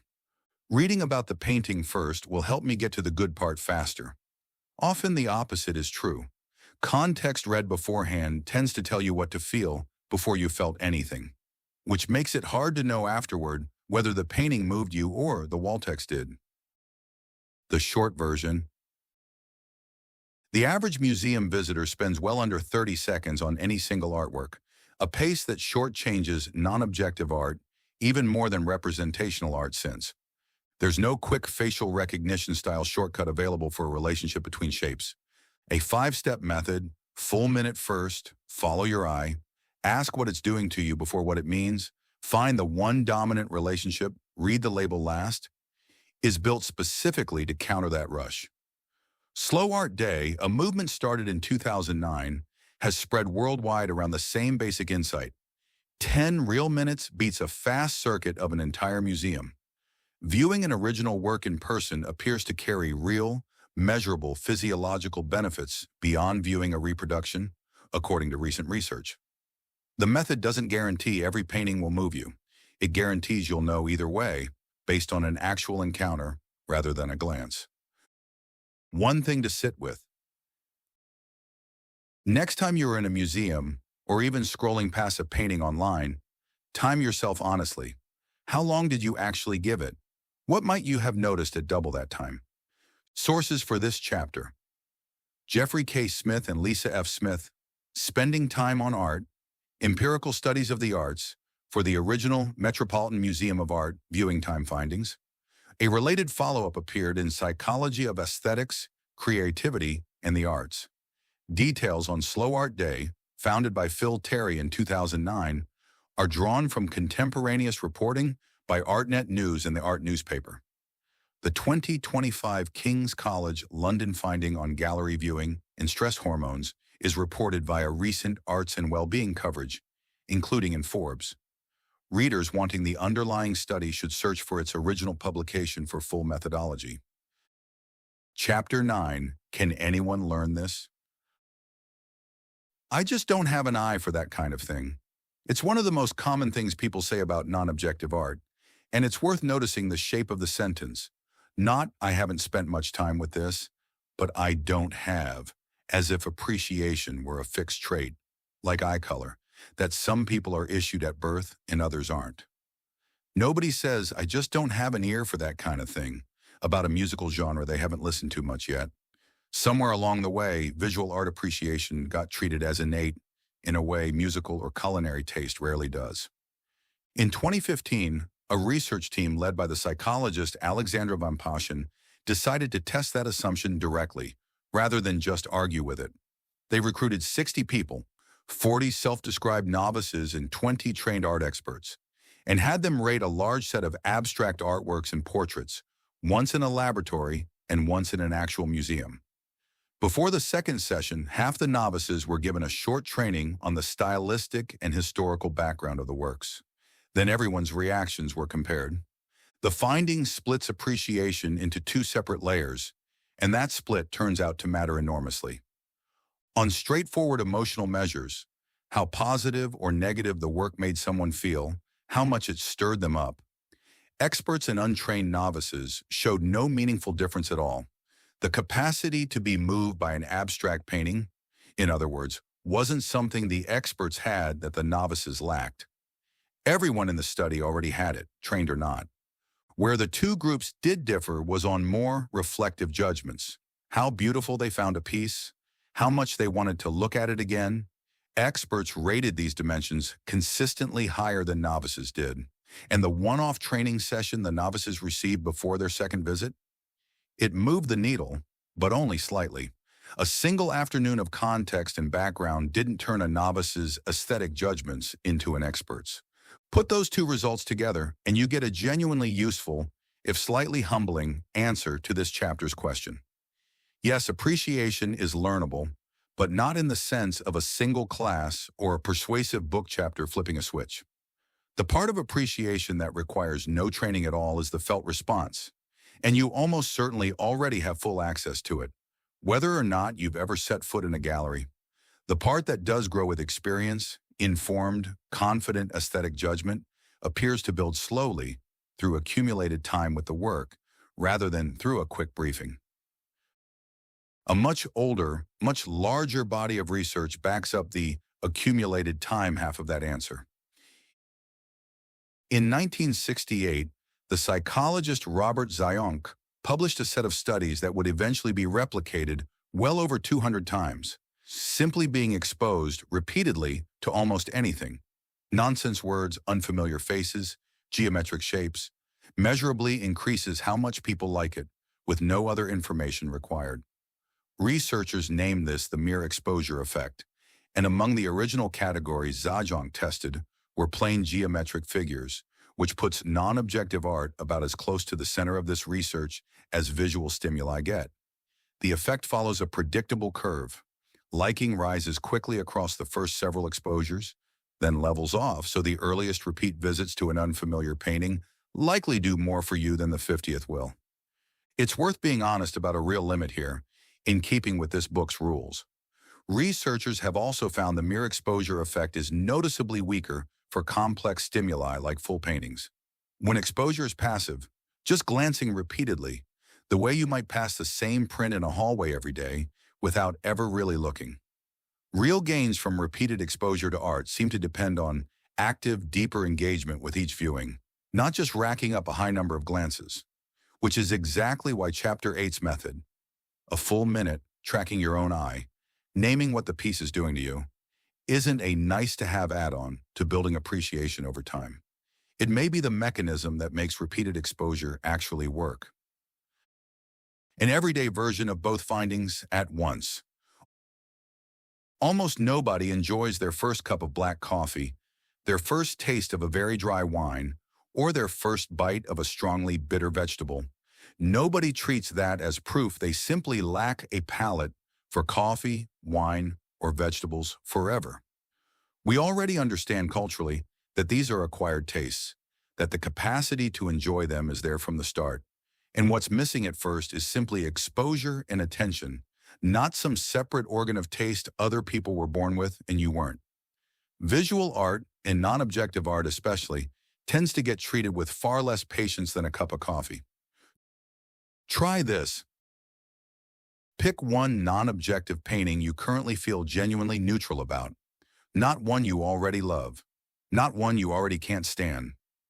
Using Chapter 8's 5-step method, spend real time with it once a week for a month, whether in a museum, a book, or a good print somewhere you'll actually see it. At the end of the month, ask honestly whether anything shifted, not whether you now love it necessarily, but whether your reaction has more detail in it than it did on day one. Where people get stuck. Some people are just born with better taste. The clearest evidence this chapter has to offer runs the other way, at least for the emotional core of the experience. Novices and experts respond with roughly equal feeling to the same abstract paintings. What experts have more of is accumulated time with the material, not a different starting capacity. I read a chapter, or took a class, and I still don't feel much, so I must be one of the people who doesn't get it. The research suggests the opposite conclusion is more accurate. A single session of information reliably produces only a small shift. That's not a verdict on you. It's a fairly accurate description of how this particular skill happens to build. The short version. A 2015 study found novices and art experts respond with equally strong feeling to abstract paintings. The emotional core of appreciation doesn't appear to require training. What does track with expertise is more reflective aesthetic judgment, beauty, the desire to keep looking, and that grows with accumulated experience rather than a single lesson. The mere exposure effect, one of psychology's most replicated findings, shows that repeated contact with almost anything, including plain geometric shapes, reliably increases liking over time. That effect is weaker when exposure stays passive. It seems to depend on the kind of active attention Chapter 8's method provides, not just racking up glances. Like coffee, wine, or bitter vegetables, this looks much more like an acquired capacity everyone already has access to than a fixed trait some people are issued and others aren't. One thing to sit with. Think of something you now genuinely enjoy that you didn't enjoy the first time you encountered it. What actually changed between the first time and now, and could the same thing be happening slowly with a painting you currently feel nothing for? Sources for this chapter: Alexandra Van Passion et al. The Influence of Art Expertise and Training on Emotion and Preference. Ratings for Representational and Abstract Artworks. PLOS 1. For the expert/novice comparison in the effect of brief training. Robert Zayance, Attitudinal Effects of Mere Exposure. Journal of Personality and Social Psychology, for the original mere exposure research, including geometric shapes as stimuli. Robert Bornstein's 1989 meta-analysis is the standard reference for the effect's replication across the following 2 decades. The note on weaker exposure effects for complex stimuli like paintings and the role of active engagement draws on subsequent work by Ferber, Leader, Gerger, and Carbon. Chapter 10, Why a 100-Year-Old Idea Still Runs Our World. Take out your phone for a second and look at the home screen. Flat-colored squares and circles, each holding one simple pictogram, arranged in a clean grid. No fake leather stitching, no fake wood grain, no drop shadows pretending your calculator app is a real object sitting on a real desk. That absence is easy to miss precisely because it's now the default. But it wasn't always. Go back and look at a phone from around 2010, and you'll find notepad apps textured like actual yellow legal pads. A calendar with a fake stitched leather binding, a bookshelf app with wood-grain shelves. Somewhere in the last 15 years, nearly the entire tech industry quietly agreed to stop pretending screens were full of tiny physical objects and started presenting information as pure color, shape, and grid instead. This book has a name for that shift, and it isn't a coincidence that the name sounds familiar by now. Figure 10.1, Side-by-Side Phone Home Screens, circa 2010 skeuomorphic interface versus modern flat design. See list of illustrations. The chain runs through exactly one person's inbox, and it's traceable link by link. The Bauhaus, which you met properly in Chapter 4, was forced to close in 1933 under Nazi pressure. But rather than ending the school's ideas, the closure scattered its faculty across the world, and in post-war Germany, a new institution rose that explicitly saw itself as the Bauhaus successor, the Ulm School of Design, founded in the early 1950s. One of the designers shaped by that Bauhaus-descended tradition was a young German named Dieter Rams, who spent roughly 4 decades as head of design at the consumer electronics company Braun. Rams distilled his entire philosophy into 3 words: weniger aber besser, less but better. Strip a product down to only what it needs to function, make every remaining piece as considered as possible, and treat ornament as something to justify rather than assume. Decades later, a young British designer named Jony Ive encountered Rams's work and has spent much of his career saying so in public repeatedly. Ive has described Rams's designs as bold, pure, perfectly proportioned, coherent, and effortless, a description that would fit comfortably in this book's chapters on Mondrian's grids or Malevich's squares. As Apple's chief designer, Ive carried that same philosophy directly into the iPod, the iPhone, and eventually iOS 7, released in 2013. The update that stripped away years of fake leather and fake paper and replaced it with exactly the flat, geometric, unornamented visual language you probably just looked at on your own phone. Once Apple made the shift, most of the rest of the industry, including Google and Microsoft, followed within a few years. That's the whole chain, person to person, Bauhaus, to Ulm, to Rams, to Ive, to the phone currently in your pocket. 107 years, 4 names, 1 continuous idea. Figure 10.2, Visual Lineage Chain, Bauhaus, Ulm School of Design, Dieter Rams / Braun, Jony Ive / Apple, with a product image at each stage. See list of illustrations. There's a real irony worth sitting with here, and it connects directly back to Chapter 4. The Bauhaus's closure in 1933 looked, at the time, like a defeat. A school shut down, its teachers scattered, its most famous painters labeled degenerate. But that scattering is arguably why these ideas became global rather than staying confined to one design school in provincial Germany. Faculty who fled built new institutions and trained new students on other continents. The design language they carried out lived the political system that tried to erase it and ended up shaping the visual world far more thoroughly than it likely would have if the school had simply been left alone in Dessau. Suppression didn't kill the idea. It scattered the seeds. This same lineage shows up well beyond your phone screen if you know where to look.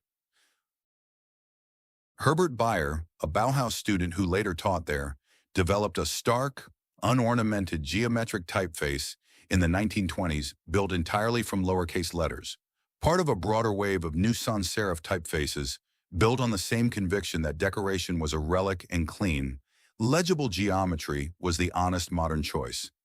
That conviction is why the overwhelming majority of contemporary logos, road signs, and app interfaces use clean sans serif type instead of the ornate decorative lettering that dominated a century ago.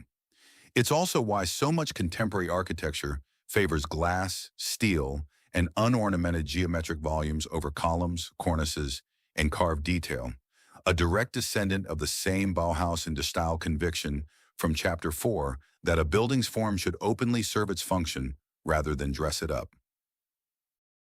An everyday way to feel how deep this runs. Picture the difference between an old rotary telephone, styled to look vaguely like a small ornamental object you might display, and a modern phone, which is simply a flat black rectangle of glass with nothing on its surface pretending to be anything else. Nobody had to explain to you which one looks more modern. That instinct, that stripped-down geometry reads as current, competent, and trustworthy, while ornament reads as old-fashioned, isn't a neutral fact of nature. It's a specific aesthetic argument Malevich, Mondrian in the Bauhaus made 100 years ago, so thoroughly won that it now feels like common sense rather than an argument at all. Try this. Look at 5 icons on your own phone's home screen. For each one, ask, is this a flat shape and color doing a job, or is it trying to resemble a real physical object? Then look around one room in your home and do the same for 5 ordinary objects: a chair, a container, a light fixture. Count how many favor less but better over decoration. The ratio you find is a rough, informal measurement of exactly how far this 100-year-old argument has traveled. Where people get stuck. This was a brief early 20th century art fad with nothing to do with today. The Rams to Elv chain alone should complicate that. This is a named, documented, person-to-person lineage running from a school shut down by the Nazis in 1933 to a device many readers are holding right now. Minimalist tech design just happened because of screen or engineering limits, not because of any particular philosophy. Early digital interfaces actually leaned heavily on skeuomorphic decoration, fake leather, fake paper, fake wood, when screens and processing power were far more limited than today's. The move toward flatness came later, driven by designers who could have kept the decoration and chose, on principle, not to. The short version. The flat, unornamented design of most modern phone interfaces traces through a documented chain: the Bauhaus to its post-war successor, the Ulm School of Design, to designer Dieter Rams at Braun, to Apple's Jony Ive, to iOS 7 in 2013, and the industry-wide shift that followed. The Bauhaus's forced closure in 1933 scattered its ideas across the world rather than ending them. The suppression from Chapter 4 is part of why this design language became global. The same lineage shows up in contemporary typography, logos, and architecture, all descended from the same conviction that a form should openly serve its function rather than disguise it with ornament. The instinct that clean and geometric reads as modern and trustworthy isn't neutral. It's a 100-year-old aesthetic argument that won so completely it now feels like common sense. None of this requires anyone to have visited a museum. This idea has been quietly reshaping ordinary objects and interfaces for decades, whether or not anyone using them knows its name. One thing to sit with. Look at 5 objects or interfaces you use today. How many of them would Malevich, Mondrian, or a Bauhaus teacher recognize their own principles in? And how many surprised you? Sources for this chapter. Details on Dieter Rams's training, his Weniger Eberbesser, Less But Better, philosophy, and his documented influence on Jony Ive are drawn from multiple design history accounts, including coverage in Fast Company and design retrospectives on Rams's career. Ive's own description of Rams's work is widely quoted in profiles of both designers. Herbert Bayer's typographic work is documented in Bauhaus Archive Historical Materials, introduced in Chapter 4. Details on iOS 7's 2013 shift away from skeuomorphism, including Jony Ive's public remarks at the time, are drawn from contemporaneous technology press coverage, including Apple Insider and USA Today. Chapter 11. Try it yourself. Before any student at the Bauhaus was allowed to specialize in weaving, furniture, glass, architecture, anything, they had to complete a mandatory year-long foundation course known as the Vorkurs. Many arrived having never made anything resembling art before. Rather than having them copy old masters, the way traditional academies had trained painters for centuries, the course had students fold paper to see how a single crease changes the way light falls across a surface, test how much weight a strip of cardboard could bear before buckling, and build small constructions balanced on a single point. Josef Albers, who eventually ran the course alone for its final years, called this kind of hands-on testing a search for the inner energies of ordinary materials, not decoration, just paper and cardboard and glue, pushed to see what they could actually do. That's worth remembering before this final chapter asks you to make anything yourself. The entire vocabulary this book has walked through, color, line, shape, rhythm, balance, space, wasn't originally developed for people who already knew how to paint. It was developed as the first-year curriculum for people who didn't. 5 exercises in order, building on each other. Figure 11.1. Visual walkthrough of the 5 exercises, including a folded paper example for exercise 2. See list of illustrations. 1. Work inside a limit, not inside total freedom. Before you touch anything, pick 3 colors and 2 shapes, and rule out everything else. Total freedom is paralyzing precisely because there's no wrong move to push against. A hard limit gives you something to work with immediately. This is exactly the instinct behind de Stijl's famously strict rulebook from Chapter 4, Primary Colors, No Diagonals. And it works as well for a first attempt on a kitchen table as it did for Mondrian. 2. Make something using fold, not draw. Take 1 sheet of paper and fold it, just once, or a few times, so that light and shadow fall differently across its surface than they would on a flat sheet. Nothing to draw, nothing to color yet. This is close to Albers' own beginner exercise, and its real value is that it requires no drawing skill at all. Everyone can fold a piece of paper, which makes it a fair, load-bearing first step regardless of any prior art background. 3. Translate 1 feeling and only one. Pick a single word, calm, urgency, loneliness, joy, and try to build a small composition using only your 3 colors and 2 shapes from exercise 1 that produces that specific feeling in someone who doesn't know which word you picked. This is Kandinsky's inner necessity from Chapter 5, made into homework. Let the choice of color, size, and placement answer to the feeling, rather than to what looks pretty. 4. Take things away until you can't anymore. Look at what you made in exercise 3 and remove 1 element. Does the effect get stronger, weaker, or stay about the same?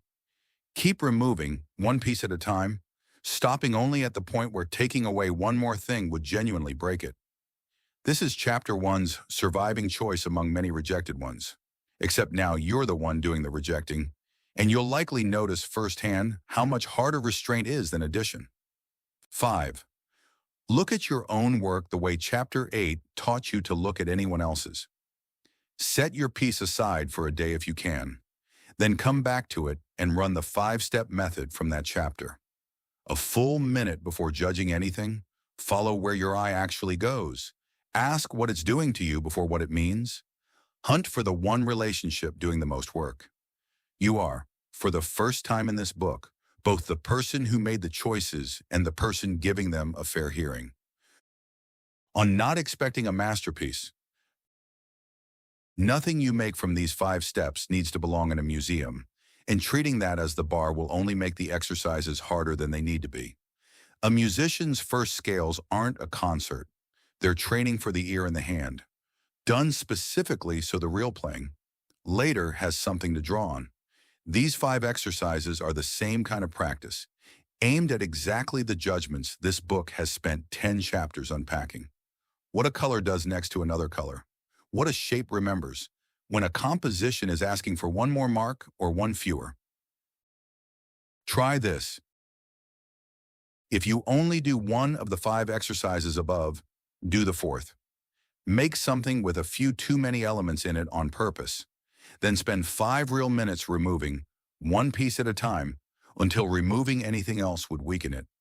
It's the single exercise most likely to change how you look at every non-objective painting in the rest of this book's world, because it's the one that makes restraint a felt decision rather than an abstract idea. Where people get stuck. What I made doesn't look like a real painting. It isn't trying to be one yet. The goal of these exercises is the same as the goal of a scale or a sketch, building the specific judgment about color, restraint, and feeling that any further work, by you or by anyone else, will draw on. I don't know when to stop. Use exercise 4's own test. You're probably done at the exact point where removing one more thing would weaken the effect rather than strengthen it. That's a real usable stopping rule, not just a vague feeling. The short version. The Bauhaus's own foundation course was built for complete beginners, using hands-on material exercises rather than copying old masters. The vocabulary this book has taught was designed to be a starting point, not a reward for already having talent. A hard constraint, 3 colors, 2 shapes, makes a first attempt easier, not harder, by giving you something concrete to push against. Translating a single feeling into color and shape without any recognizable image is Kandinsky's inner necessity turned into a doable exercise. Removing elements one at a time, stopping only when one more removal would weaken the piece, builds the same restraint this book has pointed to since Chapter 1. Applying Chapter 8's 5-step method to your own finished work closes the loop between looking and making. You don't have to choose between being the artist and being the informed viewer. One thing to sit with. Of the 5 exercises, which one did you resist doing the most? That resistance is very often pointing at exactly the judgment most worth practicing. Sources for this chapter: details on the Bauhaus's mandatory preliminary course, Vorkurs, including its material-based exercises under Johannes Itten, Laszlo Moholy-Nagy, and Josef Albers, are drawn from the Bauhaus Archive's own published history and from Bauhaus Imaginista's documentation of all 3 iterations of the course. Albers's description of testing materials' inner energies is discussed in that same documentation. Readers wanting the fullest original account of inner necessity should return to Kandinsky's On the Spiritual in Art, introduced in Chapter 5. End of current draft, all 11 chapters complete. Afterward, somewhere right now, someone is turning a corner in a museum and finding a canvas that is, as far as they can tell, a black square on a white square. Nothing hidden, nothing to decode, no small dog tucked into a corner to make it easier. Some part of them will want to laugh or feel cheated or ask the stranger next to them, half joking, "Wait, is this it?" You started this book standing in that exact spot. You now know what that reaction is actually made of. A very old, very human response to ambiguity, not a failure of taste. And you have a working vocabulary for everything that painting is doing instead of depicting. The color, the line, the shape, the rhythm, the balance, the sense of space that replaces the window this kind of art gave up. You know where the idea came from, why it still shows up on the phone in your pocket, and that the capacity to be moved by it was never something other people had and you didn't. None of that guarantees you'll love every non-objective painting you meet from here on. It guarantees something better, that when you stand in front of one, you'll be looking at it, rather than at your own old assumptions about what a painting is supposed to do.